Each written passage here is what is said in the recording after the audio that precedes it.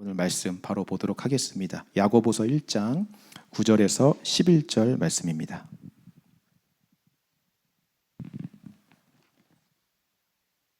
야고보서 1장 9절에서 11절 말씀.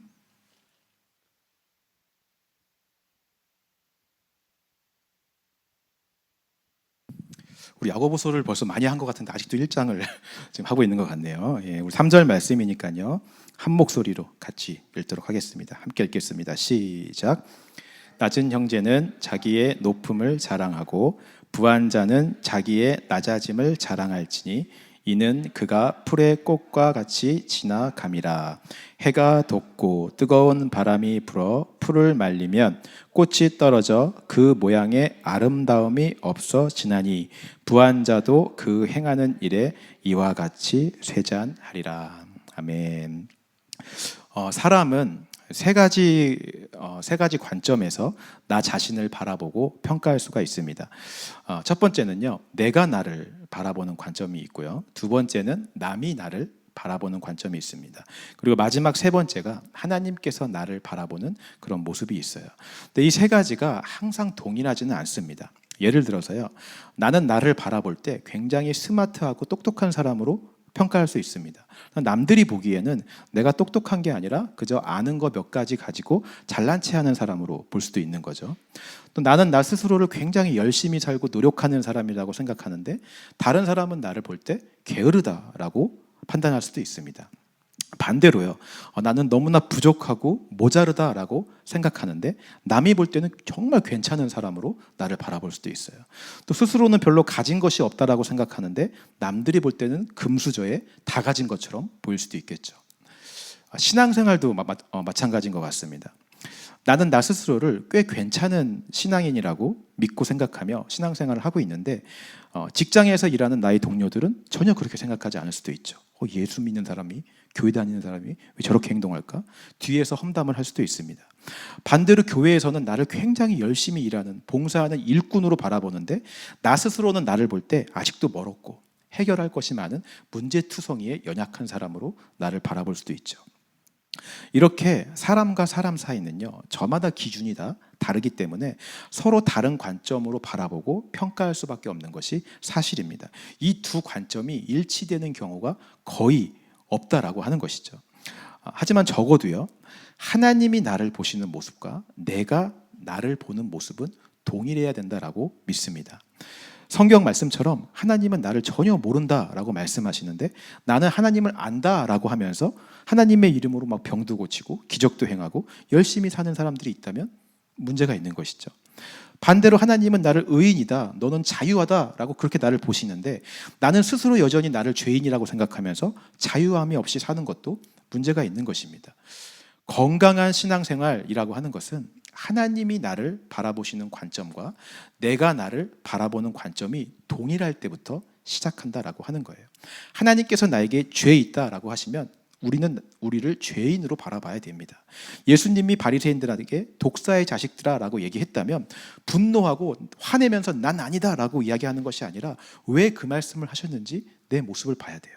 나도 나를 예수님처럼 독사의 자식으로 바라볼 수 있어야 된다라고 하는 것이죠. 반대로 하나님께서 나의 사랑, 나의 어여쁜 자야, 너 참 귀하다 라고 말씀하시는데 아니에요, 하나님 난 못났어요, 난 사랑받지 못해, 외로운 자야 라고 생각하면 또 안 되는 것이죠. 하나님이 나를 귀하게 보시는 것처럼 나도 나를 귀하게 볼 수 있어야 됩니다.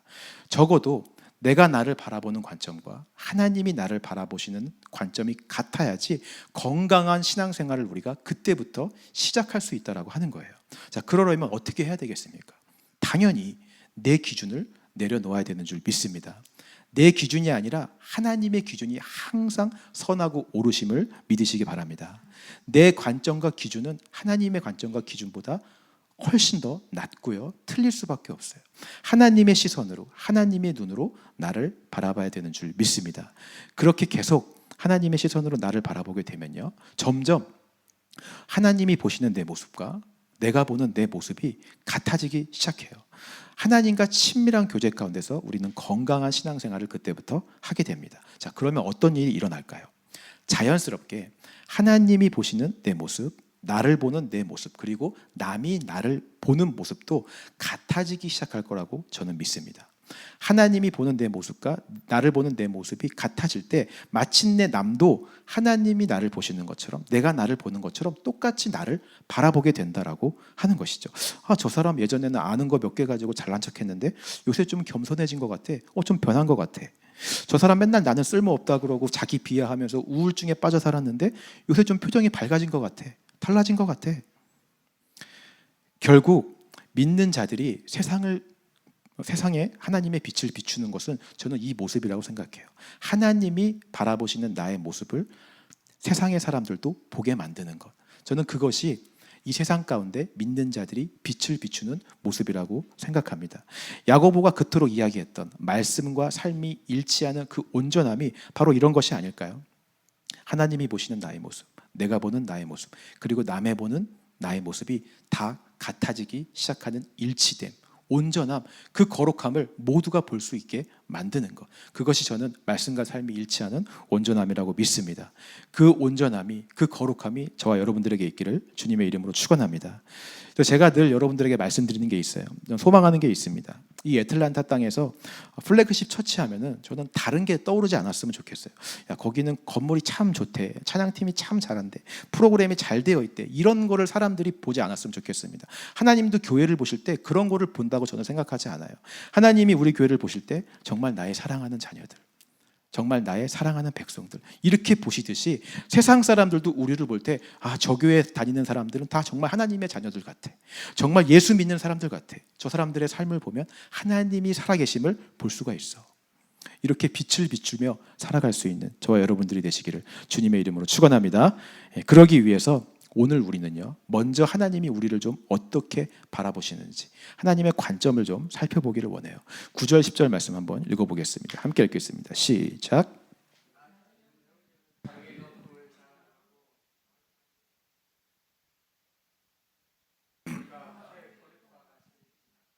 자, 하나님이 보시는 두 종류의 사람이 나오고 있습니다. 첫 번째는 낮은 형제이고요, 또 두 번째는 부한 자가 나오고 있죠.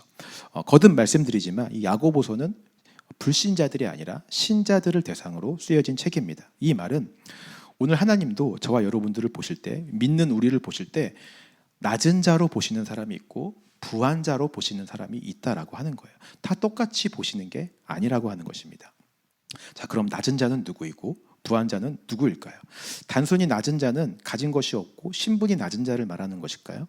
부한 자는 돈이 많고 명예와 부와 물질이 많은 자를 말하는 것일까요?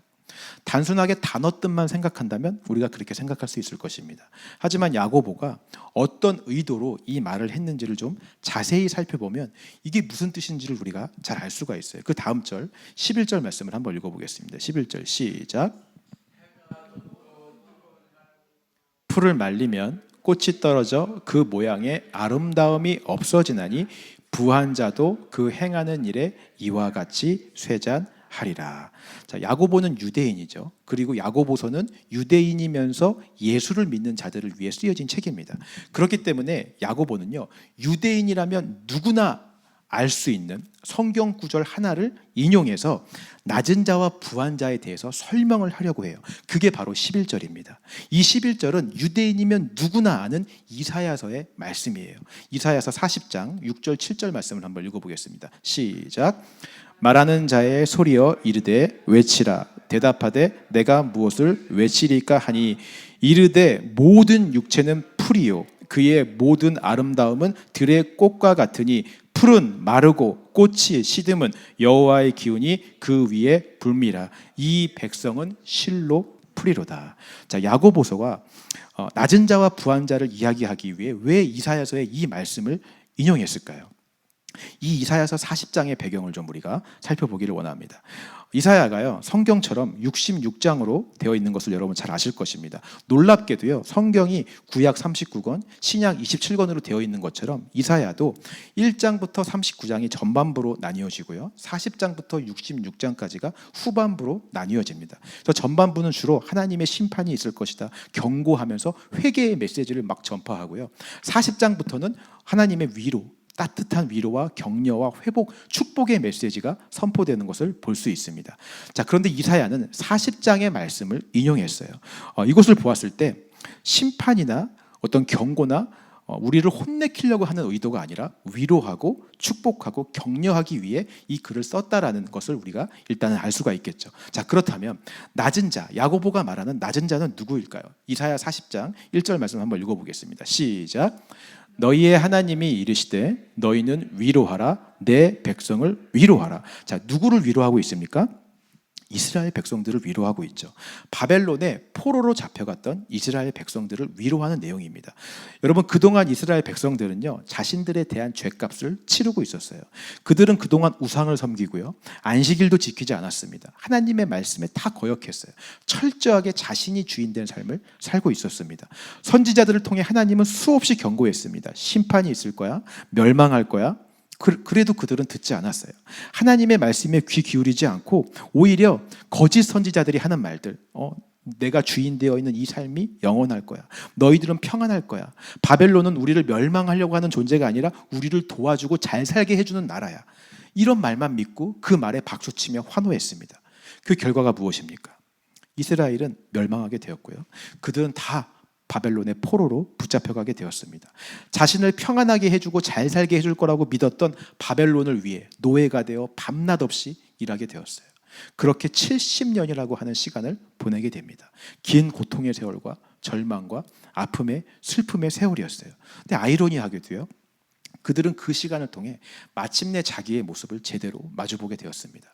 그 전까지는 나를 볼 때 하나님이 보시는 나의 모습과 다른 관점으로 나를 바라봤어요. 하나님께서는 선지자들을 통해 너희는 죄인이다, 회개해야 된다라고 바라보시는데 이스라엘 백성들은 자기를 죄인이라고 보지 않는 거예요. 오늘 하루도 나는 나의 열심으로, 나의 힘으로 잘 살기 위해, 이 땅에서 평안하게 살기 위해 애쓰며 노력하는 사람들, 그렇게 자기를 바라보고 있는 거죠.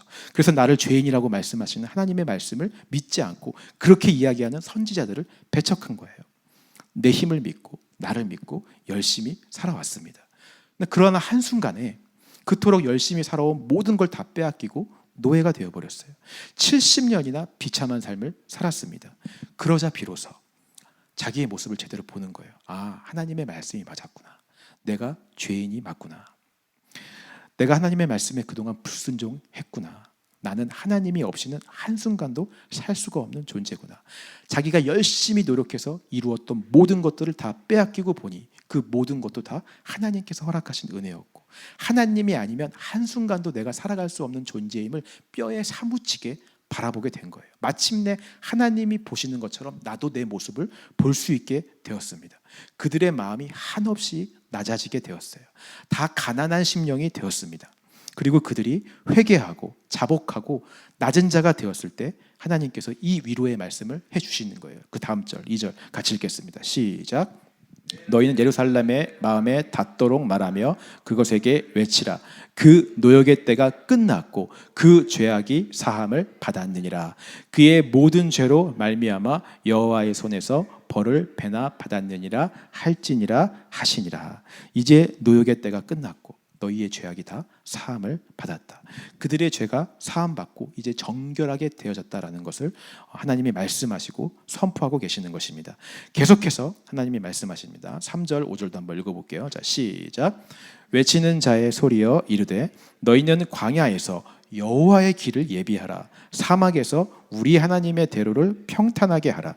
골짜기마다 도두어지며 산마다 언덕마다 낮아지며 고르지 아니한 곳이 평탄하게 되며 험한 곳이 평지가 될 것이요 여호와의 영광이 나타나고 그 모든 육체가 그것을 함께 보리라. 이는 여호와의 입의 말씀이셨느니라. 자, 이 말씀은요, 장차 오실 여호와의 길, 메시아를 예표하고 있는 본문입니다. 이스라엘 백성들이 비로소 그들의 마음이 낮아졌을 때, 가난한 자의 그 심령이 되었을 때 마침내 이 예수님이 오신다는 복음의 메시지를 들을 준비가 된 거예요. 그렇게 가난한 심령이 된 자들에게 하나님은 여호와의 길에 대해서, 예수님에 대해서 이제 소개를 해주시는 것입니다. 이제 모든 육체가, 메시아가 와서 이스라엘 백성들을 다시 구원할 것을 보게 될 것이다. 회개한 이스라엘 백성들이 메시아를 통해 다시 구원받고 살아나고 회복될 거라는 기쁜 소식, 복음의 메시지를 이야기하고 있는 것이 이사야 40장의 배경이라고 하는 것입니다. 자, 그렇다면 이 배경을 가지고요, 다시 한번 오늘 본문으로 돌아와서 9절 말씀을 보겠습니다. 낮은 형제는 자기의 높음을 자랑하라. 이 말을 이사야 40장에 비추어서 본다면 무슨 뜻이겠습니까? 낮은 형제는 누구를 말하는 것입니까? 심령이 가난한 자를 말하는 거예요. 죄인이었던 자, 하나님이 나를 보는 것처럼 나도 나를 바라볼 수 있는 자를 말하는 것이죠. 그런 자들에게, 진심으로 통회하고 회개하고 가난한 심령 된 자들에게 바로 여호와의 길이 나타날 것이다, 복음이 들릴 것이다 라고 얘기하는 거예요. 그 사람들이 바로 낮은 자라고 하는 것입니다. 그 낮은 자에게는 복음이 들려요.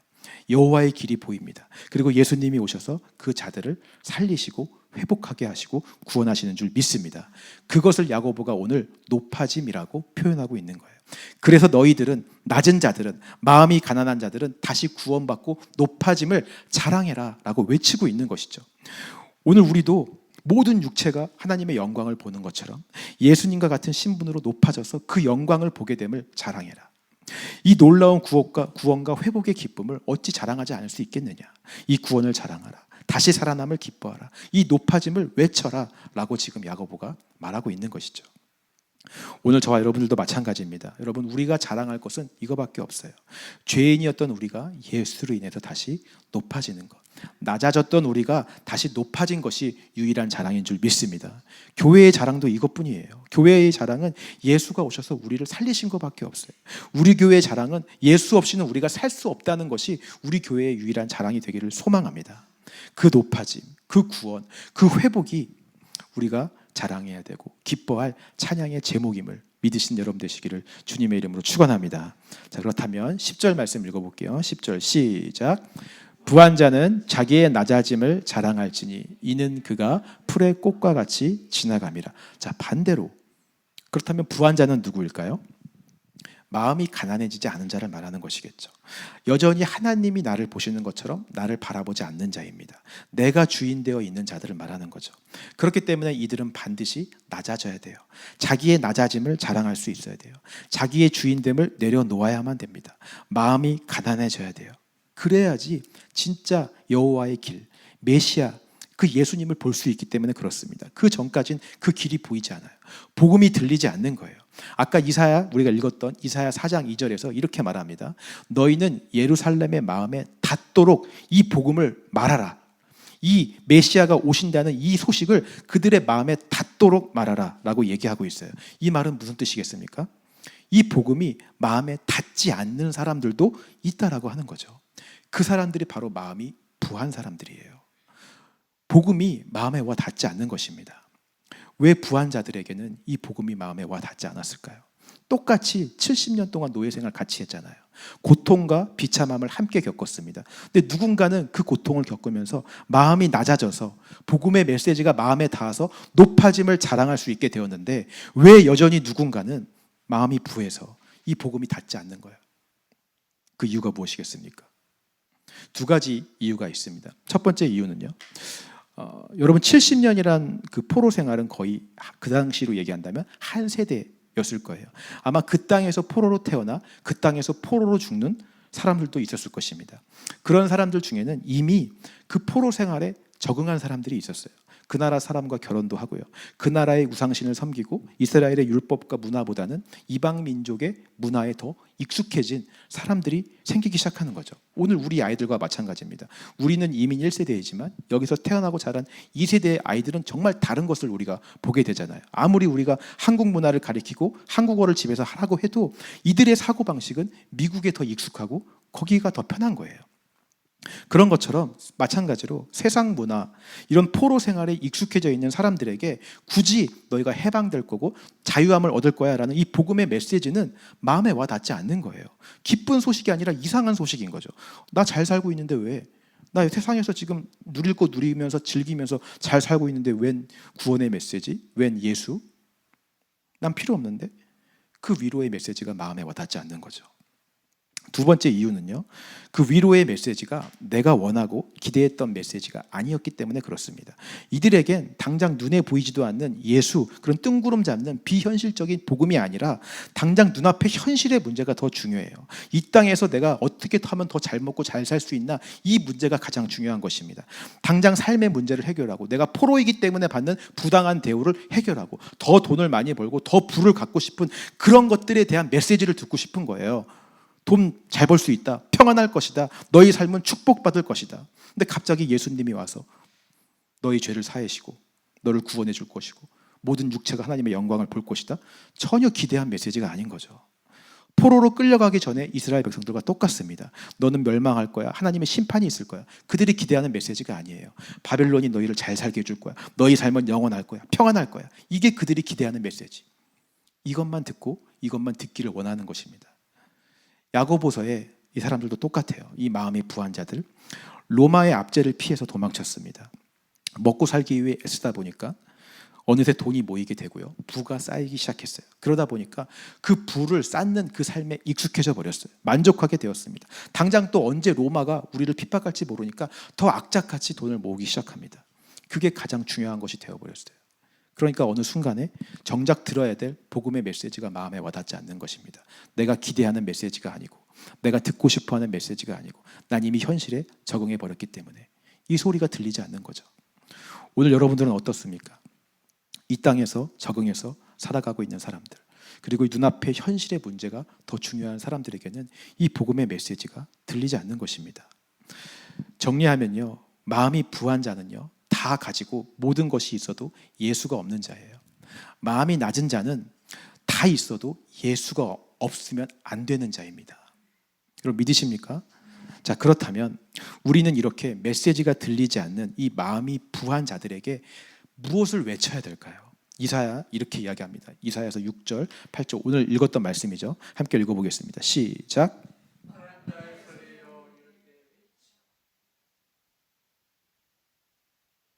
모든 육체는 풀이요 그의 모든 아름다움은 들의 꽃과 같으니 풀은 마르고 꽃이 시듬은 여호와의 기운이 그 위에 불미라.